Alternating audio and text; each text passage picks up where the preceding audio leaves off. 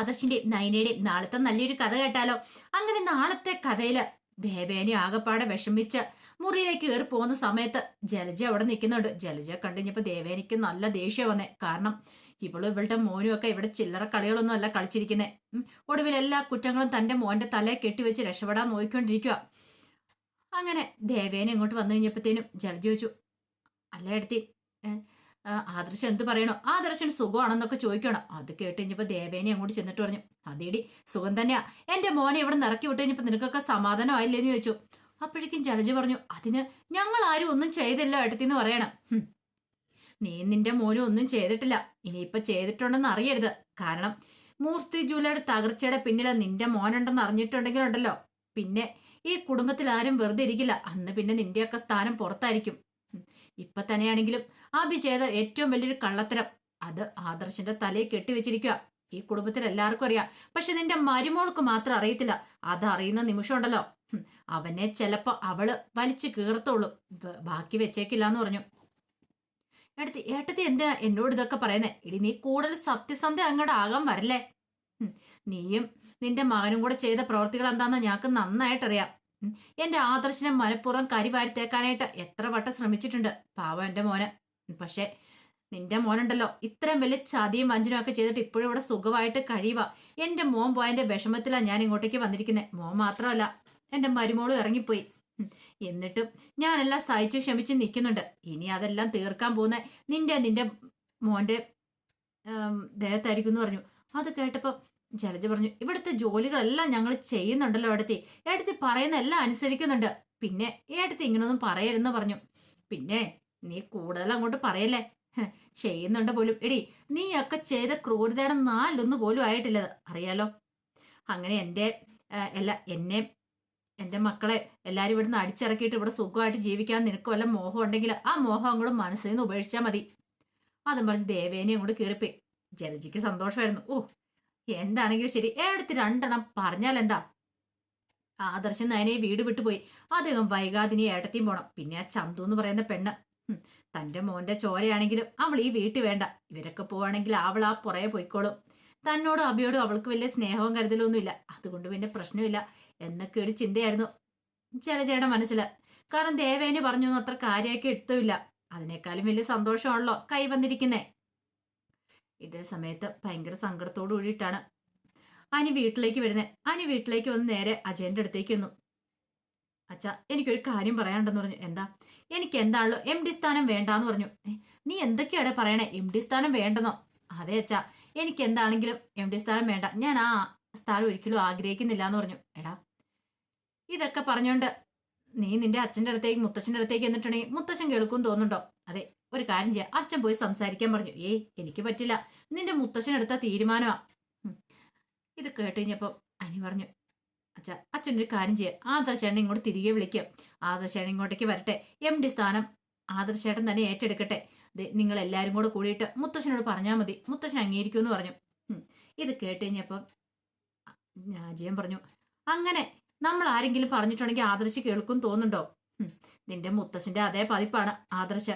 അവനൊരു തീരുമാനം എടുത്ത് ഈ വീട്ടിൽ നിന്ന് ഇറങ്ങിയിട്ടുണ്ടെങ്കിൽ അതിനൊരു മാറ്റവും ഇല്ല. ആ തീരുമാനം നടപ്പാക്കിയിട്ടോ ഇങ്ങോട്ടേക്ക് വരുള്ളൂ.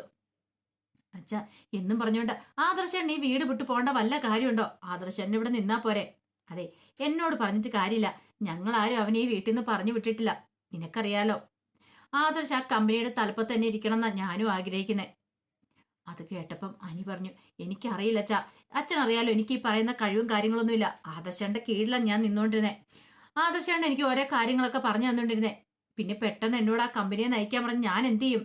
എനിക്കത് ഒട്ടും അങ്ങോട്ട് ഉൾക്കൊള്ളാൻ പറ്റില്ല എന്ന് പറഞ്ഞു. എടാ, അങ്ങനെ നോക്കിയിട്ടുണ്ടെങ്കിൽ ഞാനിപ്പോ എന്താ പറയണേ? നീ ഒരു കാര്യം ചെയ്യുക, നിന്റെ മുത്തശ്ശനോട് ചെന്ന് തന്നെ സംസാരിക്കുക. എന്നോട് പറഞ്ഞിട്ട് കാര്യമില്ല എന്ന് പറഞ്ഞു. അപ്പോഴേക്കും ജാനകി അങ്ങോട്ടേക്ക് വന്നു. ജാനകി വന്നിട്ട് എന്താ കാര്യം എന്താന്ന് ചോദിച്ചു. അപ്പോഴേക്കും അനി പറഞ്ഞു, അമ്മേ എനിക്ക് എന്തായാലും MD സ്ഥാനം ഒന്നും വേണ്ടെന്ന് പറഞ്ഞു.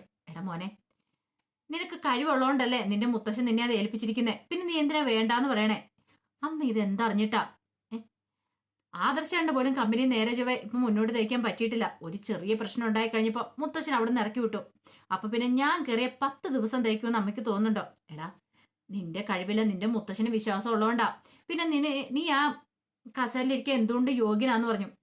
അമ്മയ്ക്ക് എന്റെ സീരിയസ്നെസ് അറിയത്തില്ലാത്തോണ്ടാ. അമ്മയ്ക്ക് എന്തറിയാ ഈ വീട്ടുകാര്യങ്ങളല്ലാതെ വല്ലതും അറിയാവോ? ഒരു കമ്പനിയെ മുന്നോട്ട് നയിക്കാന്ന് പറഞ്ഞിട്ടുണ്ടെങ്കിലേ അതിന് അത്യാവശ്യം കഴിവും കാര്യങ്ങളും ഒക്കെ വേണം, ബുദ്ധിയും വേണം. ചുമ്മാ ഇരുന്നിട്ട് കാര്യമൊന്നുമില്ല. കമ്പനി നഷ്ടത്തിലേക്ക് പോകും. അങ്ങനെ ഞാൻ കയറിയിരുന്നിട്ട് ഒരു തകർച്ചയിലേക്ക് കമ്പനി ഇനി കൊണ്ടുവരണമെന്ന് ചോദിച്ചു.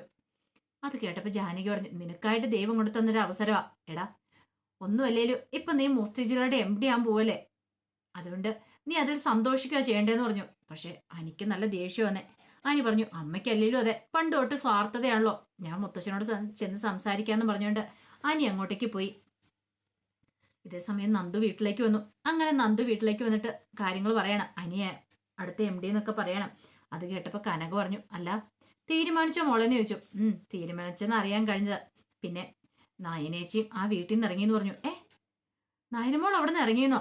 അതേന്നെ, ആദർശേന്റെ അടുത്തേക്ക് നയനേച്ചിയും വന്നെന്നു. അത് കേട്ട് കഴിഞ്ഞപ്പത്തേനും ഒട്ടും സഹിച്ചില്ല കനക പറഞ്ഞു, ഒരു പരിധി വരെ എല്ലാത്തിനും കാരണം നവ്യയും അഭി എല്ലാരും കൂടെയാ.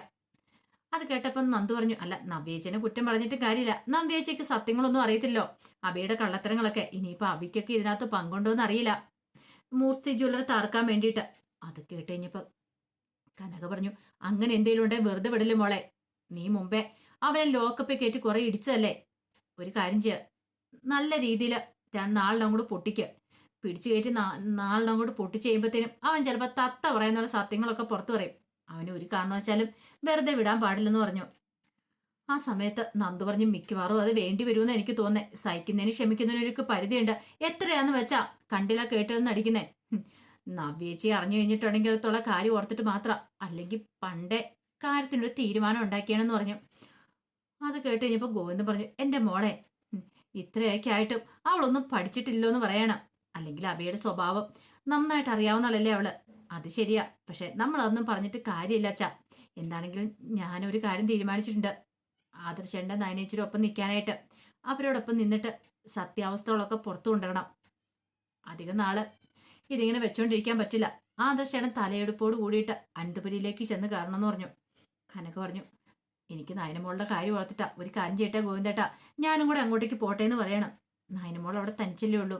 അത് കേട്ടപ്പോൾ നന്ദു പറഞ്ഞു, അതെ, ആവശ്യമുണ്ടെങ്കിൽ ഉറപ്പായിട്ടും നയനേച്ചി വിളിക്കുക തന്നെ ചെയ്യും. അമ്മ അതൊന്നും ഓർത്ത് വിഷമിക്കണ്ട. ആദർശേട്ടൻ ഉണ്ടല്ലോ. ആദർശേട്ടൻ എന്താണെങ്കിലും നല്ല രീതിയിൽ തന്നെ നയനേച്ചിയെ നോക്കൂന്നൊക്കെ പറഞ്ഞ് കനകയെ സമാധാനിപ്പിക്കുകയാണ്. ആ സമയത്ത് അയ നേരെ മുത്തശ്ശൻ്റെ അടുത്തേക്ക് വന്നു. മുത്തശ്ശൻ്റെ അടുത്ത് എന്നിട്ട് പറഞ്ഞു, അച്ഛാ, അല്ല മുത്തശ്ശ, എനിക്കൊരു കാര്യം പറയാണ്ടെന്ന് പറഞ്ഞു. എന്താ? അതെ, എനിക്ക് ഈ കമ്പനി സാധനമൊന്നും വേണ്ടാന്ന് പറഞ്ഞു. നീ എന്താടാ പറയണെന്ന് ചോദിച്ചു. അതെ മുത്തശ്ശ, എന്നെ കൊണ്ട് പറ്റില്ല എന്ന് പറയണ. ആദർശേണ്ട ഇരുന്ന കസാരയാ, എനിക്ക് അവിടെ കയറിയിരിക്കാൻ ബുദ്ധിമുട്ടുണ്ട്. മുത്തശ്ശൻ അറിയാലോ എന്റെ കാര്യം. ഞാൻ അത്ര യോഗ്യനൊന്നും അല്ല കസേര കയറി ഇരിക്കാനായിട്ട്. പിന്നെ എനിക്ക് അമ്മാതിരി കാര്യങ്ങളൊന്നും അറിയത്തില്ല എന്ന് പറഞ്ഞു. മുത്തശ്ശൻ പറഞ്ഞു, ഞാനൊരു കാര്യം തീരുമാനിച്ചിട്ടുണ്ടെങ്കിൽ അതിനൊരു മാറ്റമില്ല. ഞാൻ തീരുമാനിച്ചു കഴിഞ്ഞ കാര്യമാ നിന്നെ ആ കസേരയിൽ എത്താന്നുള്ളേ. കാരണം അടുത്ത MD നീയാണ്. ഇത് കേട്ടപ്പം അനി പറഞ്ഞു, അല്ല അത് പിന്നെ ഞാനൊരു കാര്യം തീരുമാനിച്ച തന്നെയാ, അതിനൊരു മാറ്റമില്ല എന്ന് പറഞ്ഞിട്ട് മുത്തശ്ശൻ അങ്ങോട്ട് എഴുന്നേറ്റ് പോയി. അനിക്കാണ് വല്ലാത്ത ബുദ്ധിമുട്ടായി. ഇനിയിപ്പോൾ എന്ത് ചെയ്യണമെന്ന് അറിയില്ല. ആ സമയത്ത് ആദർശ നയനയും കൂടെ ചില തീരുമാനങ്ങളൊക്കെ എടുക്കുകയാണ്, അതുപോലെ ചില പ്ലാനുകളും. എത്രയും പെട്ടെന്ന് തന്നെ ഇതിന് പിന്നിൽ ആരൊക്കെയാണെന്ന് കണ്ടെത്തണം. നയന പറഞ്ഞു, എന്തിനും ഏതിനും ഞാൻ ആദർശേട്ടനോടൊപ്പം ഉണ്ടായിരിക്കും. ആദർശേട്ടൻ ധൈര്യമായിട്ടിരിക്കുക, ഒന്നുകൊണ്ടും പേടിക്കണ്ട. ആരൊക്കെ ഇതിന്റെ പിന്നിൽ കളിച്ചിട്ടുണ്ടോ അവരെയൊക്കെ നമുക്ക് ഉറപ്പായിട്ടും പുറത്തു കൊണ്ടുവരാം. അത് മാത്രമല്ല, ജ്വല്ലറിക്കാർക്ക് ഇതിനകത്ത് പങ്കുണ്ടെങ്കിൽ അവരാണ് നമ്മളെ തകർക്കാൻ ശ്രമിച്ചെങ്കിൽ അവരെ വെറുതെ വിടാൻ പാടില്ല. അവരെ നമുക്ക് വേരോടെ പിഴുതെറിയണം ആദർശേട്ടാ. ഒരു കാരണവശാലും മൂർത്തി ജ്വല്ലറി താഴേക്ക് പോകാൻ പാടില്ല എന്ന് ഞാൻ ആദർശനോട് പറയണം. അങ്ങനെ അവർ ചില പ്ലാനുകളൊക്കെ തയ്യാറാക്കുന്നുണ്ട്. അതിന്റെ വിശേഷങ്ങളൊക്കെ നമ്മൾ കാണാൻ പോകുന്നത്. ആ വിശേഷങ്ങൾക്കായി നമുക്ക് എല്ലാവർക്കും കാത്തിരിക്കാട്ടോ. ഒരിക്കൽ കൂടി എല്ലാവർക്കും ശുഭരാത്രി നേർന്നുകൊണ്ട് നിർത്തുന്നു.